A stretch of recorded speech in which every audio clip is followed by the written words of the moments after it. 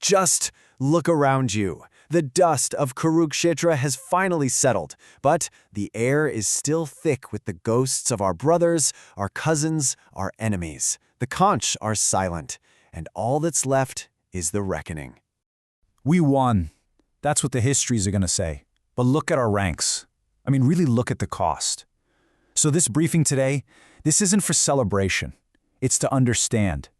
To really dissect the strategies, the Vyuhas, that brought us to this Pyrrhic victory.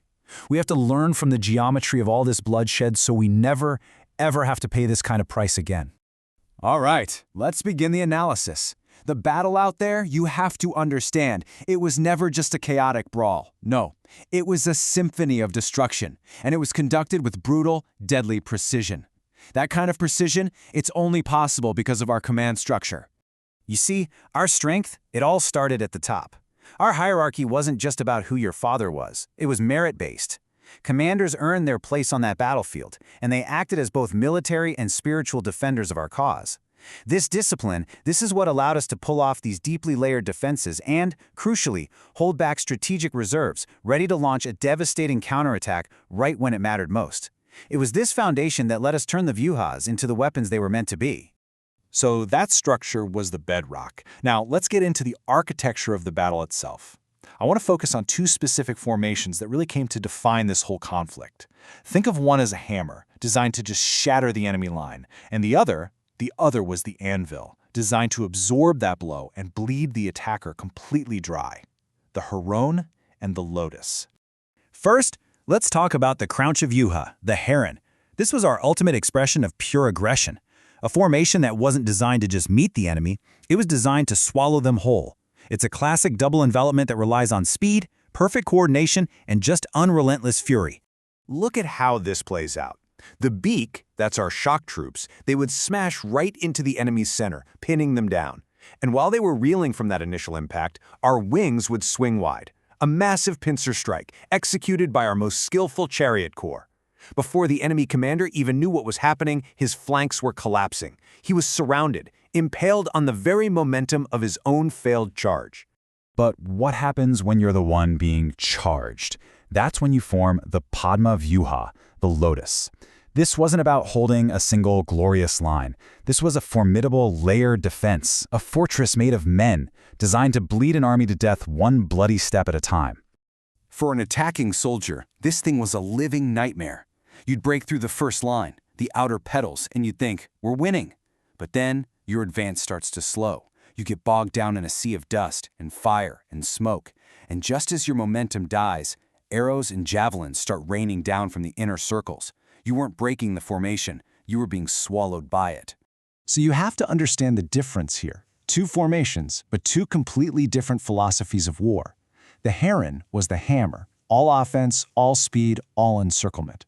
The lotus, though, that was the anvil, a weapon of pure defense, using its depth and attrition to just wear the enemy down until they finally broke. We've been looking at this from a commander's vantage point. Cool geometric shapes on a map. But we can never, ever forget the reality for the men inside those shapes, the absolute terror of the killing zone. I need every one of you to ask yourselves this question. What was it like for our men and for theirs when that geometry collapsed around them? When the Vyuha that was supposed to protect them became their tomb? That first moment of realization, it was a shock. The entire sound of the battle changes. The path forward is just gone. The path back is gone.